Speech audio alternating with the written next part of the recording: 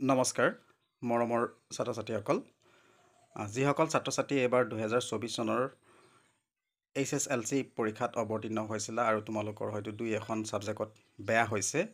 তোমালোকৰ কাৰণে এটা ভাল খবৰ আহিছে যে তোমালোকে HSLC যি কম্পাৰ্টমেণ্টেল এক্সামিনেশ্যন দিব পাৰিবা আৰু তাৰ এখন ৰুটিন বা টাইম টেবুল প্ৰকাশ পাইছে এখন পঠাইছে Board of Secondary Education Assam Bamuni Moitam Guwahati 21 HSLC Compartmental Examination 2024 program তো ইয়াত 28 মে 2024 মঙ্গলবাৰে আগবেলা 9 বজাৰ পৰা 12 বজালৈ তোমালোকৰ থাকিব MIL আৰু ইংলিছ অৰ্থাৎ মডাৰ্ণ ইণ্ডিয়ান লেংগুৱেজ থাকিব আৰু পাছবেলা 1:30 ৰ পৰা 4:30 লৈ থাকিব তোমালোকৰ কম্পিউটাৰ সায়েন্স আৰু কমাৰ্চ এটো ইলেক্টিভত 29 তাৰিখে আছে বুধবাৰ জেনাৰেল ম্যাথমেটিক্স ইয়াত কেৱল ডেসক্ৰিপটিভ পাৰ্টৱে থাকিব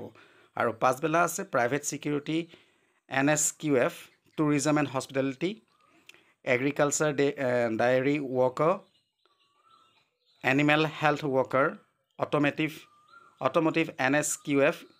IT ITES NSOF তো এইকেইটা থাকিব আৰু 30 তাৰিখ বৃহস্পতিবাৰে থাকিব তোমালোকৰ জেনাৰেল সায়েন্স ইয়াতো তোমালোকৰ হে ডেসক্ৰিপটিভ পাৰ্টৱে থাকিব আৰু পাছবেলা থাকিব dance music wood craft garment designing fine art 31 মেত থাকিব তোমালোকৰ শুক্ৰবাৰে ইংলিছ থাকিব ইয়াত কেৱল ডেসক্ৰিপটিভ পাৰ্টটোহে আৰু পাছবেলা থাকিব হিন্দী সংস্কৃত আৰু জিওগ্ৰাফি অৰ্থাৎ ইলেক্টিভ আৰু জুনৰ 1 তাৰিখে শনিবাৰ আগবেলা থাকিব তোমালোকৰ সোশ্যাল সায়েন্স ডেসক্ৰিপটিভ পাৰ্ট পাছবেলা কোনো পৰীক্ষা নাই আৰু জুনৰ 3 তাৰিখ সোমবাৰে advance mathematics history Arabic Persian Assamese এই গোটেইকেইটা ইলেক্টিভ আৰু পাছবেলা ইয়াত তোমালোকৰ কোনো পৰীক্ষা নাই